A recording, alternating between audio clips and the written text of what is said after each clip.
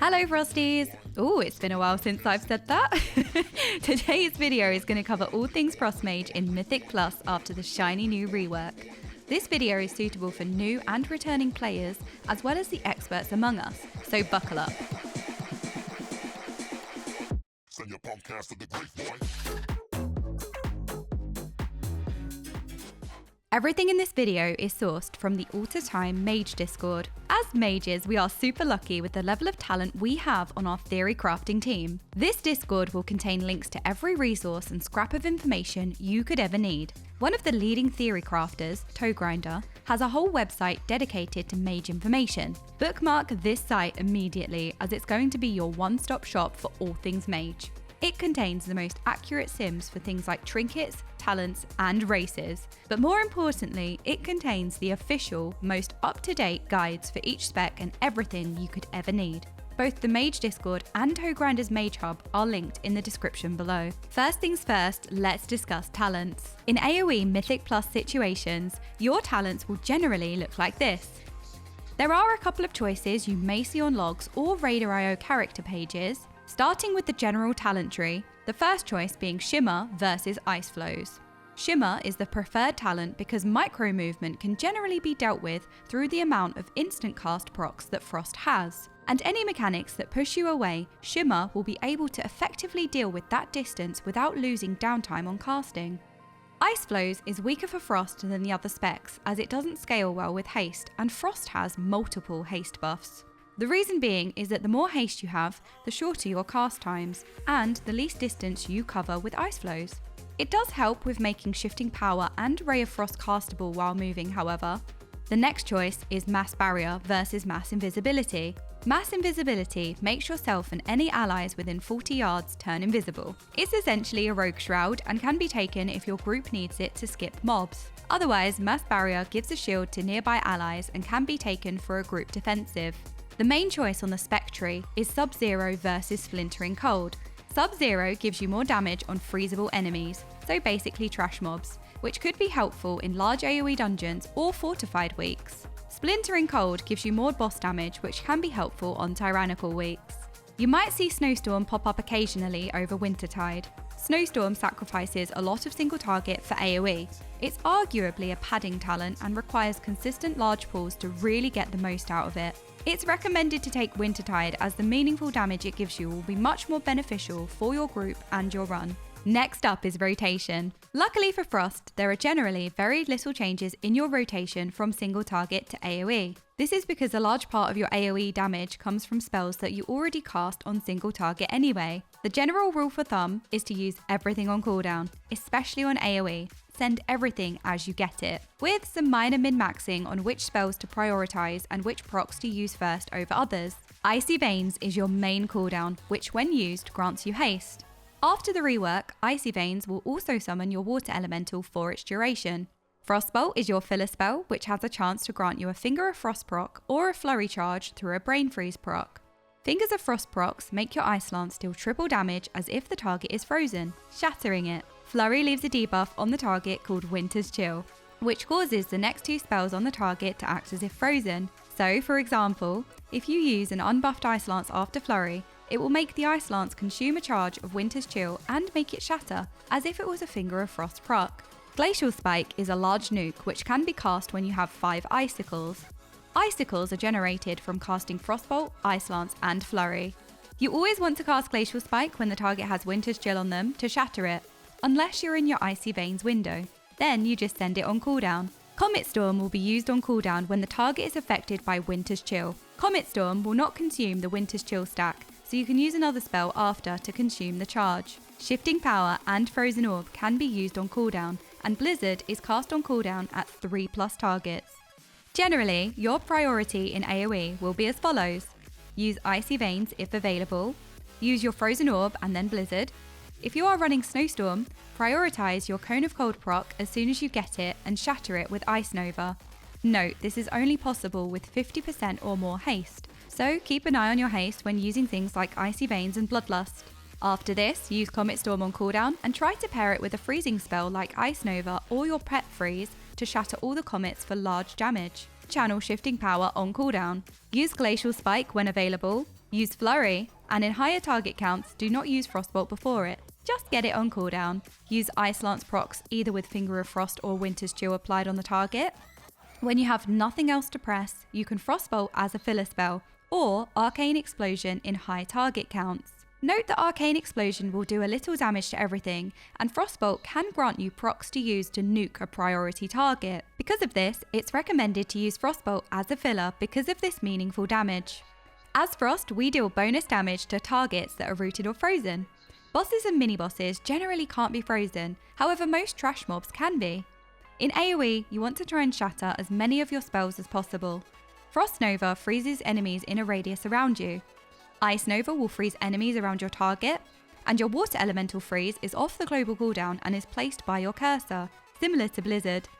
You want to utilise these freeze spells to make as many of your spells shatter as possible.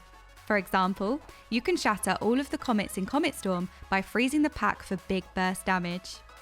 Now, as I stated before, the general rule of thumb for Frost is to use everything on cooldown. I mentioned some minor min-maxing on which spells to prioritise and which procs to use first over others, so let's go into a little more detail, starting with your Ice Lance and Flurry procs. Because Flurry essentially gives you 2 free Ice Lance procs after using it, due to Winter's Chill, it's best to prioritise using your Ice Lance procs first, before the Flurry. This is slightly easier to manage on single target, but much more difficult to optimise in large AoE. This is because you will quickly become overloaded with buttons to press and procs, due to the talent Freezing Winds, giving you lots of Ice Lance procs, and your Flurry being on a timer. The ultimate takeaway is that proc munching is inevitable, and you just want to use everything on cooldown. The more uses of a spell, the better. After the Frost rework, Winter's Chill will require a little more thinking compared to before. This is because you now take Comet Storm and Glacial Spike on the talent tree, which both interact with Winter's Chill other than just Ice Lance. Comet Storm is best used on cooldown when the target currently has Winter's Chill active on them. It doesn't consume the Winter's Chill stack however, so you can still use another ability which will consume it, like Ice Lance, or if you have enough time to cast Glacial Spike. Glacial Spike is best used when the target has Winter's Chill on them, unless you're in your Icy Veins window, then you just use it on cooldown. Learning a new spec is always overwhelming. Please feel free to skip this segment while you grasp the basics. The following is mostly applicable to single target anyway. When you use Flurry, you want to Frostbolt before launching the Flurry. The reason you Frostbolt before is because the 3 Flurry projectiles refresh Winter's Chill to 2 stacks and Frostbolt hits before the last Flurry projectile. Effectively, you shatter 3 spells instead of 2. This is more applicable on single target, as in AoE you will have far too many spells and procs to press and will probably not have time to cast Frostbolt. More uses of a spell is much more damage. There are some slightly more advanced Winter's Chill and Glacial Spike optimizations. It's important to be aware what spells give you icicles so you can cast as many Glacial Spikes into Winter's Chill as possible without wasting icicles. Frostbolt, Ice Lance and Flurry all give you icicles.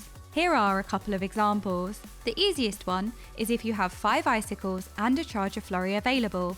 You can cast Glacial Spike into Flurry. Flurry travels faster than Glacial Spike, remember? Then use Ice Lance to consume the second stack of Winter's Chill. If you have 3 icicles and a charge of Flurry, you can cast Frostbolt, then Flurry, which both grant you an icicle, bringing you to 5. Then because your last cast was Flurry, your target will now be affected with Winter's Chill, so you can press Glacial Spike to shatter it, then use Ice Lance to consume the second stack of Winter's Chill. All of this is mostly applicable to single target. Do not listen to any guide that talks about stat values or tells you to get a certain percentage of a stat. Individual stats and stat percentages are an outdated way of thinking about the game. The reality is that the stats for Frost all work off of each other nicely. Intellect being priority, Mastery being next, then Crit, Haste, then Verse. Now, despite me saying this in a somewhat order, due to the large Intellect stat budget on items, item level will be an upgrade most of the time. You just want as many stats as possible. The only way to tell what gear is an upgrade for your character is to sim your character on the Raidbots website using Top Gear. Equip whatever the sim tells you is an upgrade without a single thought on your exact stat values. Frost does have a soft cap of 33.34% crit, which gives you a 100% chance for your shattered spells to crit. It's a soft cap, not a goal. meaning there's not really a DPS gain at this percentage, only that crit will see a drop in value past this point. Now, this is not something you individually manage, nor is this a number you want to prioritize in reaching. As I said, all it means is that crit will lose some value past this point. Any stat breakpoints like this, or caps that exist, will always be reflected in the sims. This is not something you individually manage, you sim, equip the gear which makes the sim number bigger. If you would like a very rough guideline for trinkets, please look at ToeGrinder Sims on his Mage Hub website. Though remember, this is a generic list and you should always sim to see what is an upgrade for your character's unique gear setup. Now let's discuss how to sim your character. There's no exact way to sim for Mythic Plus. You have to recreate various situations you find yourself in and use some common sense when comparing the data. First of all, always use patchwork for every sim that you run. Do not get baited into using Dungeon Slice, Hectic Adcleave, or Light Movement for any sim that you run, even raid single target sims. The Mage APLs are not built for these. Always use patchwork. The generic sims I tend to run for Mythic Plus is simming a few trash pools in a row. To do this, you want to select patchwork, up the bosses to around 5, change the length to 2 or 5 minutes, Bloodlust off. The reason you don't want to sim a singular trash pack at 20 to 40 seconds is that it can provide less accurate results. The reason being, it will overvalue and undervalue some things. A trinket might sim best in short burst, however you need to bear in mind you might not have that trinket off cooldown for every trash pack, and over time, another trinket may provide more uses across an entire dungeon run. Frost has some notable utility in Dragonflight.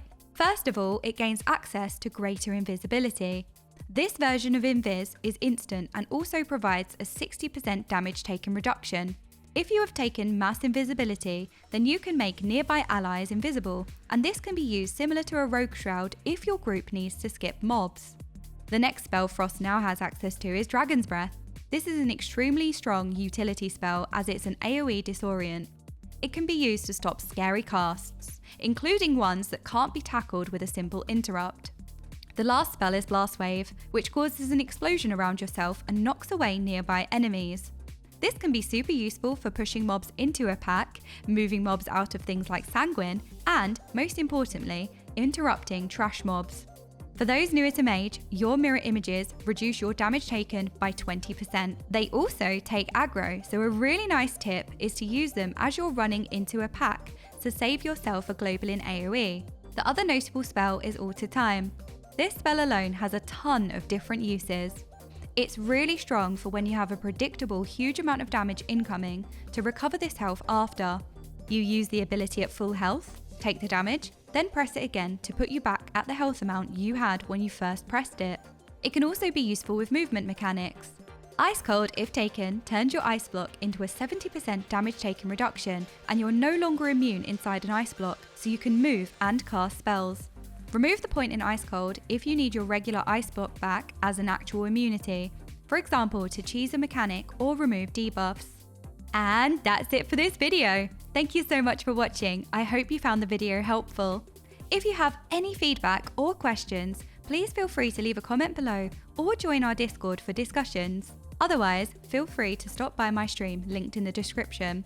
I've been playing a few different games recently and generally having a ton of fun being a Chaos Gremlin. I have a shiny new highlights channel, soon to be filled to the brim with all the best moments, and I'd really appreciate a sub there. Until next time, bye bye!